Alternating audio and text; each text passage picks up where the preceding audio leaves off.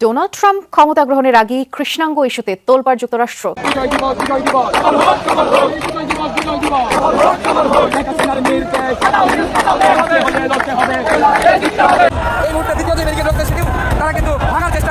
ভোটকে সামনে রেখে মার্কিন যুক্তরাষ্ট্র মার্কিন নাগরিকদের বাংলাদেশ ভ্রমণের বিষয়ে সতর্কবার্তা জারি করেছে। এটা নিঃসন্দেহে একটা ভোটের ব্যাপারে একটা নেগেটিভ প্রভাব ফেলবে। বলা হচ্ছিল ভোট হবে খুব উৎসব মুখর পরিবেশে, এবং যেখানে উৎসব থাকবে, আনন্দ থাকবে, সেরকম পরিবেশেই ভোটটা হবে। যে 16 ডিসেম্বর, সেই 16 ডিসেম্বরে আমাদের যে রাষ্ট্রীয় কুচকাওয়াজ, সামরিক বাহিনীর মহড়া, এটি হয়নি। এবার বেশ ঘটা করে এই 16 ডিসেম্বরে যে কুচকাওয়াজ, এটি হওয়ার কথা ছিল, কিন্তু শেষ পর্যন্ত সেটি বাতিল করা হয়েছে। গতকাল বাংলাদেশের পররাষ্ট্র মন্ত্রণালয়ের পক্ষ থেকে একটা বিবৃতি দেওয়া হয়েছিল। ভারতের হাইকমিশনারকে তলব করেছে বাংলাদেশ পররাষ্ট্র মন্ত্রণালয়। তলব করে কি বলা হয়েছে না বলা হয়েছে এটা নিয়ে আপনারা সবাই অলরেডি জেনে গেছেন। এটা নিয়ে বিস্তারিত ব্যাখ্যা দেওয়ার কিছু নাই, কিন্তু ভারত চমৎকার একটা কূটনৈতিক আচরণ উপহার দিয়েছে বাংলাদেশের অবৈধতন্ত্র টর্নেডোর পূর্বাভাস দিল আবারও। ত্রয়োদশ জাতীয় সংসদ নির্বাচন ও গণভোট সামনে রেখে বাংলাদেশে নিরাপত্তা পরিস্থিতি নিয়ে সতর্কতা জারি করেছে ঢাকার মার্কিন দূতাবাস। দর্শক, আজ মহান বিজয় দিবস। বিজয়ের শুভেচ্ছা। 1971 সালের 9 মাসের রক্তক্ষয়ী সংগ্রামের মধ্য দিয়ে 16 ডিসেম্বর আমরা বিজয় অর্জন করেছিলাম। পাকিস্তানি হানাদার বাহিনী আত্মসমর্পণ করতে বাধ্য হয়েছিল বিকেল 4টার পরপরই। আজ সেই মহান বিজয় দিবস, স্বাধীনতার 54 বছর। প্রিয় দর্শক, আপনাকে স্বাগতম আমাদের রাজনীতিকতা চ্যানেলে। আবারও হাজির হলাম নতুন একটি ভিডিও নিয়ে।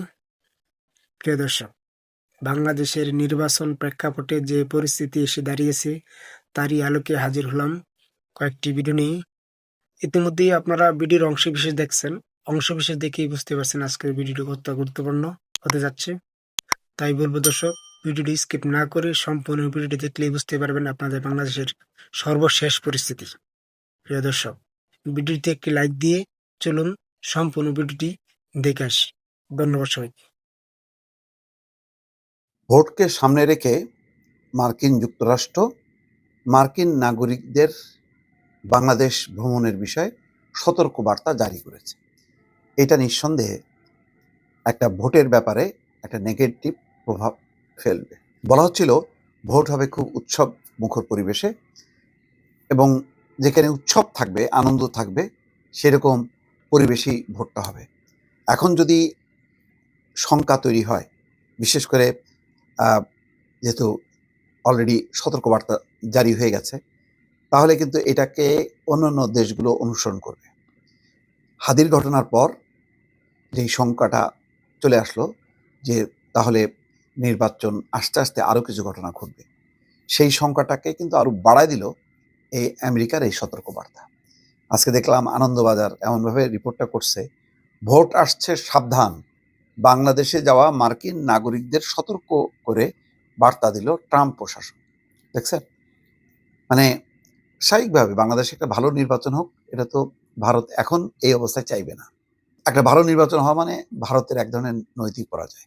তো এখন বাংলাদেশের ঘটনা ঘটছে, ওসমান হাদি প্রার্থী, সে গুলিবিদ্ধ অবস্থায়, মুমূর্ষু অবস্থায় আজকে সিঙ্গাপুরে গেল। বাঁচবে নাকি মরবে কিছুই বলা যাচ্ছে না, সবই এখন আল্লাহর রহমত, যদি পড়ে তাহলে বেঁচে যাবে। তো এই অবস্থায় আমেরিকার নাগরিকদের 4 দফা পরামর্শ দেওয়া হয়েছে। বলা হচ্ছে যে কেন সতর্ক করা হয়েছে তার ব্যাখ্যা দেওয়া হয়েছে। বলা হচ্ছে জাতীয় সংসদ নির্বাচন ঘোষণার পরই উত্তপ্ত হয়ে উঠেছে বাংলাদেশ, বিক্ষিপ্ত অশান্তির ঘটনা ঘটছে, নির্বাচনের দিন যত এগিয়ে আসবে বিক্ষোভ ততই বাড়তে পারে। এইসব বিষয় বিবেচনা করে আগে ভাগেই বাংলাদেশে যাওয়া আমেরিকানদের সতর্ক করে দিল মার্কিন দূতাবাস। বিবৃতি দিছে কোনো রকম অশান্তির ঘটনা এড়িয়ে চলার পরামর্শ দেওয়া হয়েছে। 4 দফার সতর্কবার্তা জারি করা হয়েছে। আগামী 12ই ফেব্রুয়ারি ভোট। তো এটার সম্ভবত ওসমান হাদির এই ঘটনার পরেই একটা এরকম আশঙ্কা। আর এমনি পশ্চিমারা বাংলাদেশের ব্যাপারে সবসময় ভয়ে ভয়ে থাকে। এর আগেও দফায় দফায় তারা সতর্কবার্তা জারি করছে, হয়তো একটা রেওয়াজ, কিন্তু এখন এটার খুব রেওয়াজ হিসেবে নেওয়া হবে না, যেহেতু ঘটনা ঘটে গেছে।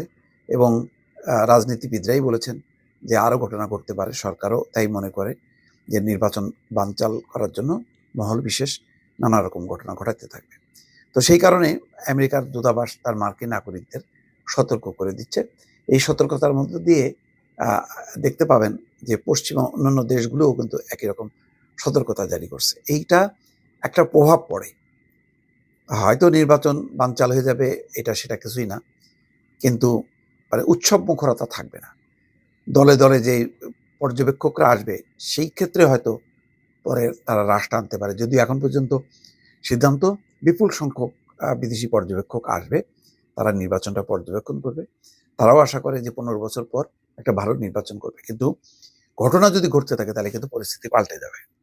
তো এখন সবকিছুই আশা নিরাশার দোলাচলে আমরা দুলছি দর্শক। গতকাল বাংলাদেশের পররাষ্ট্র মন্ত্রণালয়ের পক্ষ থেকে একটা বিবৃতি দেওয়া হয়েছিল, ভারতের হাইকমিশনারকে তলব করেছে বাংলাদেশ পররাষ্ট্র মন্ত্রণালয়। তলব করে কি বলা হয়েছে না বলা হয়েছে এটা নিয়ে আপনারা সবাই অলরেডি জেনে গেছেন, এটা নিয়ে বিস্তারিত ব্যাখ্যা দেবার কিছু নাই। কিন্তু ভারত চমৎকার একটা কূটনৈতিক আচরণ উপহার দিয়েছে বাংলাদেশের অবৈধ অন্তর্বর্তীকালীন সরকারকে। তারা ঢাকার সব দাবি প্রত্যাখ্যান করেছে। কি দাবি ছিল?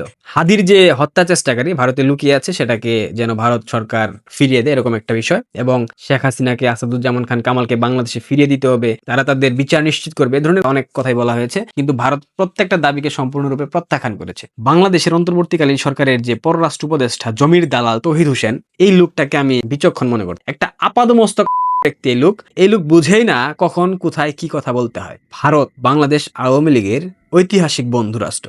ভারতবর্ষ কখনো বঙ্গবন্ধু কন্যাকে বাংলাদেশে ফেরত দেবে এ কথা এরা কিভাবে ভাবে? এই গর্ধবের বাচ্চারা কি জানে না শেখ হাসিনা ভারতে বন্দী অবস্থায় নাই? এই গর্ধবের বাচ্চারা কি বুঝে না শেখ হাসিনা ভারতে রাষ্ট্রীয় অতিথির মর্যাদায় আছে, তাকে প্রধানমন্ত্রীর প্রটোকল দেওয়া হচ্ছে? গত কয়েকদিন পূর্বে ডক্টর এস জয়শঙ্কর তিনি বলেই দিয়েছেন শেখ হাসিনা ভারতে এসেছেন একটা উত্তপ্ত পরিস্থিতির কারণে, শেখ হাসিনা ভারতে এসেছেন তার জীবন রক্ষার্থে। এই বার্তাটা এরকম ছিল, তিনি স্পষ্ট বুঝিয়ে দিয়েছেন শেখ হাসিনা বাংলাদেশ থেকে ভারতে এসেছেন তার নিজের ইচ্ছায়, এবং তিনি বাংলাদেশে যাবেন ভারত থেকে তার নিজের ইচ্ছায়। এখানে ভারতের সরকার কোনো প্রকার হস্তক্ষেপ করতে পারবে না এবং তারা করবে না। এরপরেও বারবার নির্লজ্জের মতো, বেহায়ের মতো বারবার ভারতকে বলা হয় শেখ হাসিনাকে ফিরিয়ে দেন, আসাদুজ্জামান খান কামালকে ফিরিয়ে দেন।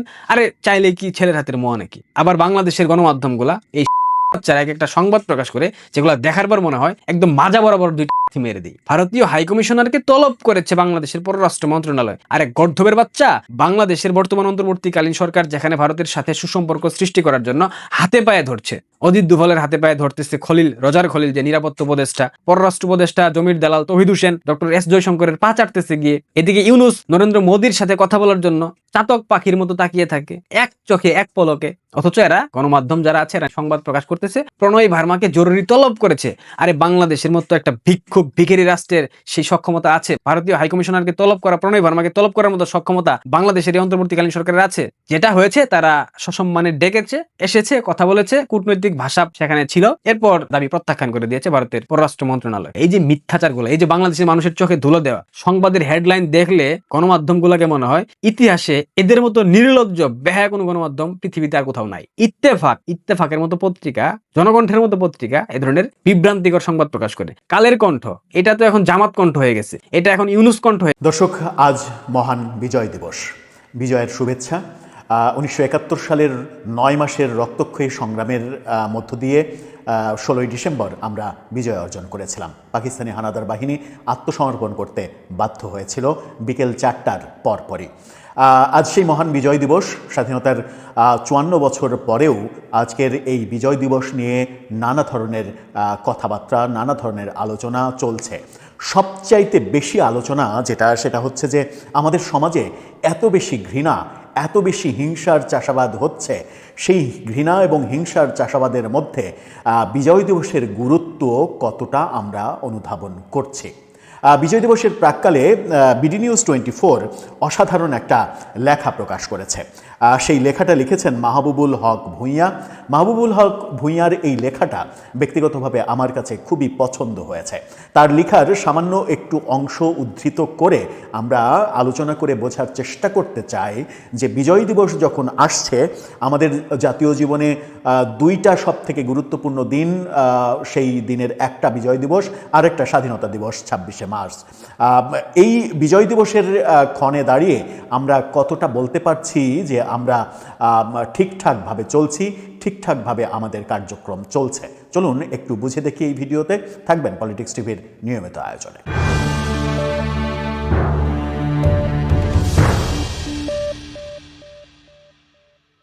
দর্শক, বলছিলাম মহান বিজয় দিবসের কথা। বিজয় দিবসের প্রাক্কালে একটা প্রশ্ন, আমাদের সমাজে এত ঘৃণা, এত হিংসার চাষাবাদ চলছে, সেই চাষাবাদের মধ্য দিয়ে যে সমাজটা চলছে, এত প্রতিহিংসার একটা সমাজ আদৌ কি টেকে? এই শিরোনামে বিডি নিউজ 24 অসাধারণ একটা লেখা প্রকাশ করেছে। সেই লেখার শিরোনামটা আপনারা দেখে নিন। সেখানে বলা হচ্ছে, এত ঘৃণা প্রতিহিংসাই সমাজ টেকে। লেখাটা লিখেছেন মাহবুবুল হক ভূঁইয়া। তার লেখার প্রথম কিছু অংশ আমরা উদ্ধৃতি করে তারপর আলোচনায় যেতে চাই। এবং বিজয় দিবসের প্রাক্কালে মাহবুবুল হক ভূঁইয়ার প্রতিও কৃতজ্ঞতা প্রকাশ করতে চাই আমরা। ব্যক্তিগতভাবে তার সঙ্গে আমার কোনো সখ্যতা নেই, কিন্তু লেখাটা পড়ে অনেক ভালো লেগেছে। তাকেও অভিনন্দন জানাতে চাই যে সমাজের এই বাস্তবতাটা তিনি ঠিকঠাকভাবে বুঝেছেন, অসাধারণভাবে সেটা তুলেও এনেছেন। কি বলছেন তিনি? তিনি বলছেন, কারো উক্তি দিয়ে লেখা শুরু করাটা কখনো কখনো ক্লিশে, গতানুগতিক মনে হয়, কিন্তু দুদিন ধরে মহাত্মা গান্ধীর চোখের বদলে চোখ নিলে পুরো পৃথিবী অন্ধ হয়ে যাবে উক্তিটি মাথায় ঘুরছে। কি অসাধারণ বাণী মহাত্মা গান্ধীর! চোখের বদলে চোখ যদি আপনি নিতে চান, তাহলে তো পুরো পৃথিবী সত্যি অন্ধকার হয়ে যাবে, সবাই অন্ধ হয়ে যাবে। আসসালামু আলাইকুম রহমতুল্লাহি ওয়াবারাকাতুহু। সম্মানিত দর্শক, 2024 সনের যে 16 ডিসেম্বর, সেই 16 ডিসেম্বরে আমাদের যে রাষ্ট্রীয় কুচকাওয়াজ, সামরিক বাহিনীর মহড়া, এটি হয়নি। এবার বেশ ঘটা করে এই 16 ডিসেম্বরের যে কুচকাওয়াজ, এটি হওয়ার কথা ছিল, কিন্তু শেষ পর্যন্ত সেটি বাতিল করা হয়েছে। আমরা যারা স্বাধীনতার পর বড় হয়েছি, জন্মের পর থেকে আমরা দেখে আসছি যে প্রতি বছর 16 ডিসেম্বর তারিখে সেনাবাহিনীর কুচকাওয়াজ হয়, অন্যান্য বাহিনীরও হয়। অভ্যন্তরীণ এবং জাতীয় প্যারেড গ্রাউন্ডে যেদিন থেকে এটি শুরু হয়েছে, আর যেদিন থেকে টেলিভিশনে এই কুচকাওয়াজ প্রদর্শন শুরু হয়েছে, আমরা সেই শৈশব থেকে টেলিভিশনে সেই দৃশ্য ঘন্টার পর ঘন্টা বসে দেখতে অভ্যস্ত। এবং তখন থেকে আমাদের মনে কতগুলো স্বপ্ন। কেউ সেই বিমান বাহিনীর যে ফাইটার প্লেনগুলো, এগুলোর উড্ডয়ন দেখে একটা শিশুর মনে পাইলট হওয়ার আকাঙ্ক্ষা জাগত। কেউ সেনাবাহিনীর প্যারেড দেখে কেউ সিপাহী হতে চাইতেন, কেউ সেকেন্ড লেফটেন্যান্ট হতে চাইতেন, কেউ মেজর কর্নেল, ব্রিগেডিয়ার হতে চাইতেন। কেউ রণার সঙ্গে চল চল চল ঊর্ধ্ব গগনে বাজে মাদল, এটার যে বাদ্য, এই বাদ্যর সঙ্গে লেফট রাইট করতে করতে মুক্তিযুদ্ধের কথা স্মরণ করতেন। কেউ জাতীয় সঙ্গীতের সময় বা প্রেসিডেন্ট বা রাষ্ট্রপ্রধান যখন সালাম গ্রহণ করতেন, সেই দৃশ্য দেখার পরে কেউ রাষ্ট্রপতি হতে চাইতেন, কেউ সরকার প্রধান হতে চাইতেন, আর সেনাবাহিনীকে নিয়ে গর্ব করতেন। অনেকে আত্মতৃপ্ত হতেন, অনেকে নিরাপদ বোধ করতেন যে এই বাংলায় একটি সেনাবাহিনী আছে, যে সেনাবাহিনী আমাদের দেশ রক্ষার জন্য প্রস্তুত, আমাদের নিরাপত্তা দেওয়ার অতন্ত্র প্রহরী। আমরা তাদেরকে ভালোবাসি, তারা আমাদের জন্য জীবন দিতে প্রস্তুত। এই কারণে আমরা তাদেরকে শ্রদ্ধা করি এবং তাদেরকে লালন পালন করা থেকে শুরু করে রাষ্ট্রীয় কোষাগার থেকে যে অর্থবৃত্ত দেওয়া হয়, বিনিময়ে তারা দেশের প্রয়োজনে জীবন দিতে রাজি থাকেন। এই যে বোধ, নাগরিক মনে যে বোধ, এই বোধ এই জাতীয় কুচকাওয়াজটির মাধ্যমে আমরা ধারণ করি। ব্যক্তিগতভাবে আমি বহু বছর ধরে এই কুচকাওয়াজ দেখি, কখনো সশরীরে, কখনো টেলিভিশনে। এবং গত সেই 20-25 বছর ধরেই, বিশেষ করে 2000 সেই কি বলবো 1/11-এর পর থেকেই আমি এই প্রতি বছর কুচকাওয়াজ এলেই আমার চীনের কুচকাওয়াজ বা উত্তর কোরিয়ার কুচকাওয়াজ বা আমেরিকার কুচকাওয়াজ, এমনকি পাকিস্তানের যে সামরিক বাহিনীর কুচকাওয়াজ, এটা আমাকে আকর্ষণ করে।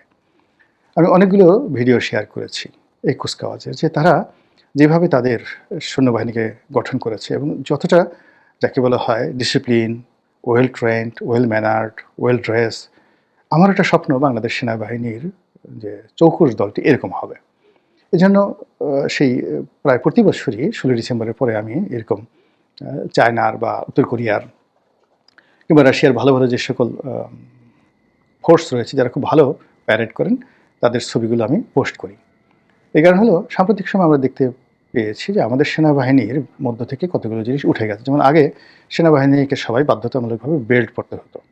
কোনো সেনা কর্মকর্তা তাদের বিরাট একটা ভুঁড়ি থাকবে, তাদের পশ্চাৎ দেশে কয়েক কেজি মাংস থাকবে, থলথল করে সেগুলো নড়তে থাকবে। এ দৃশ্য আমরা এরশাদ জামানাতেও দেখিনি। তখন পর্যন্ত মানে সেনাবাহিনীর মধ্যে একটা প্রফেশনাল, যাকে বলা হয়, একটা ফিলিংস ছিল, অ্যাটিটিউড ছিল, আর্ট ছিল। ধীরে ধীরে সেই যুক্তরাষ্ট্র বাংলাদেশে রাজনৈতিক টর্নেডোর পূর্বাভাস দিল আবারও। ত্রয়োদশ জাতীয় সংসদ নির্বাচন ও গণভোট সামনে রেখে বাংলাদেশে নিরাপত্তা পরিস্থিতি নিয়ে সতর্কতা জারি করেছে ঢাকার মার্কিন দূতাবাস। দূতাবাস সামনের দিনগুলোয় রাজনৈতিক সমাবেশ ও বিক্ষোভ বাড়তে পারে উল্লেখ করে বাংলাদেশে অবস্থানরত মার্কিন নাগরিকদের জনসমাগম ও বিক্ষোভ এড়িয়ে চলার পরামর্শ দেওয়া হয়েছে। আজ সোমবার জারি করা এক নিরাপত্তা সতর্কবার্তায় যুক্তরাষ্ট্র দূতাবাস এ তথ্য জানিয়েছে। অর্থাৎ মার্কিন যুক্তরাষ্ট্রে বাংলাদেশে বসবাসরত নাগরিকদের যুক্তরাষ্ট্র সতর্ক থাকতে বলেছে। এই সতর্কতার মাধ্যমে যুক্তরাষ্ট্র অন্ততপক্ষে এটি বুঝিয়ে দিল যে বাংলাদেশে একটা টর্নেডো আসছে। নির্বাচনকে সামনে রেখে নির্বাচনী সহিংসতা বাড়বে, রাজনৈতিক দলগুলোর কর্মসূচি বাড়বে। আমি গতকালকে একটি কন্টেন্টে বলেছি যে নির্বাচনের তফসিল ঘোষণা হয়ে গেছে কয়েকদিন, গত 11 ডিসেম্বর, কিন্তু চারিদিকে কেন যেন একটা শুনশান নীরবতা, কোথাও কোনো সাড়া শব্দ নেই যে নির্বাচন হবে। এমনটা কি দেখেছি? আমি এই প্রশ্নটা করেছিলাম। আসলে সাড়া শব্দটা নেই। ঝড়ের আগে নাকি চারপাশ সব দিকে নিকোষ কালো মেঘ জমে আকাশে এবং চারিদিকে একটা নীরব হয়ে যায়। এই নীরবতা থেকে ঝড়ের উদ্ভব হয়। বাংলাদেশে কি রাজনৈতিক ঝড় ধেয়ে আসছে, যার দরুন মার্কিন দূতাবাস এমন সতর্কবার্তা জারি করেছে তাদের নাগরিকদের জন্য? এটি আমরাও আভাস পাচ্ছি নানাভাবে, কারণ বাংলাদেশ যতই দিন যাচ্ছে যেন একটা অনিশ্চয়তার দোলাচলে দুলছে। ইতিমধ্যে নির্বাচনের তফসিল ঘোষিত হয়েছে। বাংলাদেশের একটি বৃহৎ অংশের সমর্থক বা বৃহৎ মানুষের প্রতিনিধিত্ব করে আওয়ামী লীগ, এবং আওয়ামী লীগের সঙ্গে যে 14 দল ছিল তাদেরকে নির্বাচনে অংশগ্রহণ করবার সুযোগ দেওয়া হচ্ছে না। যারা অংশগ্রহণ করছে তাদের মধ্যে দিনকে দিন উত্তেজনা বাড়ছে। বিশেষ করে বিএনপি এবং জামায়াতের উত্তেজনাটা দেখবার মতো। সর্বশেষ নির্বাচন কমিশনের ঘোষণা অনুযায়ী আগামী 12 ফেব্রুয়ারি জাতীয় সংসদ নির্বাচন ও গণভোট অনুষ্ঠিত হবে। নির্বাচন ঘনিয়ে আসার সঙ্গে সঙ্গে রাজনৈতিক কর্মসূচি আরো ঘন ঘন ও তীব্র হতে পারে বলেও মার্কিন যুক্তরাষ্ট্রের এই বার্তায় সতর্ক করা হয়। সতর্ক বার্তায় বলা হয়, শান্তিপূর্ণ উদ্দেশ্যে শুরু হওয়া বিক্ষোভও হঠাৎ সহিংসতায় রূপ নিতে পারে। এই কারণে বড় ধরনের জনসমাবেশ ও বিক্ষোভ এড়িয়ে চলা এবং সর্বোচ্চ সতর্কতা অবলম্বনের আহ্বান জানানো হয়েছে। এছাড়া বাংলাদেশে মার্কিন নাগরিকদের আশপাশের পরিস্থিতির প্রতি সচেতন থাকা, স্থানীয় গণমাধ্যম নিয়মিত পর্যবেক্ষণ করা এবং যে কোনো ধরনের ভিড় থেকে দূরে থাকার পরামর্শ দেওয়া হয়েছে। জরুরি প্রয়োজনে ঢাকায় অবস্থিত মার্কিন দূতাবাস বা যুক্তরাষ্ট্রের কনসুলার অ্যাফেয়ার্স বিভাগের সঙ্গে যোগাযোগ করার পাশাপাশি নিরাপত্তা সংক্রান্ত হালনাগাদ তথ্য পেতে smart traveller enrollment program STEP নিবন্ধনের আহ্বান জানিয়েছে দূতাবাস।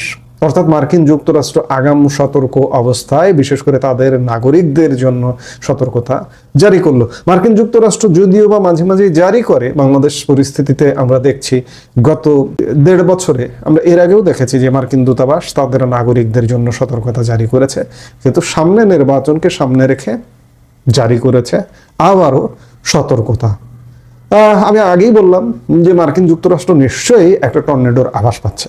আমরাও আভাস পাচ্ছি যে বাংলাদেশে আসলে সঠিকভাবে নির্বাচনটা হবে কিনা এখনো পর্যন্ত আমাদের প্রশ্ন আছে। এখন দেখতে হলে আমাদের অপেক্ষা করতে হবে আরো, কারণ নির্বাচনটা একপাক্ষিক হচ্ছে, একপাক্ষিক আয়োজনেরই এখন পর্যন্ত সব ধরনের ব্যবস্থা বিদ্যমান। কিন্তু শেষ পর্যন্ত এই একপাক্ষিক এক প্রকার জোর করে চাপিয়ে দেওয়া ইলেকশনটা হয় কিনা, কারণ বাংলাদেশে দীর্ঘদিন ধরে আলাপ আছে যে মানুষ নাকি ভোট দিতে পারে না। আওয়ামী লীগের সময় এমনটা হয়েছে, কিন্তু আওয়ামী লীগ কাউকে নির্বাচন করতে বাধা দেয়নি, বলেনি যে তুমি নির্বাচনে আসো না। হ্যাঁ, হয়তো আওয়ামী লীগ ক্ষমতায় যাবার জন্য তাদের মতো করে নির্বাচন করতে চেয়েছে, কিন্তু কাউকে বলেনি যে তুমি নির্বাচনে এসো না। কিন্তু এখনকার ব্যবস্থা, আওয়ামী লীগ, জাতীয় পার্টি এবং তাদের সঙ্গে যে 14 দল ছিল তাদেরকে ডাইরেক্ট বলছে যে তোমাদের এদেশে রাজনীতি করার অধিকার নেই, তোমাদের নির্বাচন করার অধিকার নেই। এই যখন নেই এক দল আরেক দলকে বলছে, তখনই সহিংসতার প্রশ্ন আসে এবং সামনের দিনগুলোতে সহিংসতা বাড়বে, সহিংসতা হবে, সেটির আভাস মার্কিন গোয়েন্দা দপ্তর থেকেই পেয়েছে। নইলে মার্কিন দূতাবাস তাদের নাগরিকদের বাংলাদেশে সতর্ক অবস্থান নিতে বলবে কেন? এখন আমরা দেখতে পাচ্ছি যে সামনে দিন, সহিংসতার দিন আসছে। বাংলাদেশের মার্কিন নাগরিকদের জন্য শুধু নয়, বাংলাদেশের মানুষের জন্য, বাংলাদেশিদের জন্য, আপনাদের নিজ দেশ, তবুও আগামী কয়েক মাস অন্তত পক্ষে সতর্ক অবস্থান, সতর্ক দৃষ্টি প্রত্যেকেরই আবশ্যক। মার্কিন দূতাবাস যে তাদের নাগরিকদের জন্য যেমন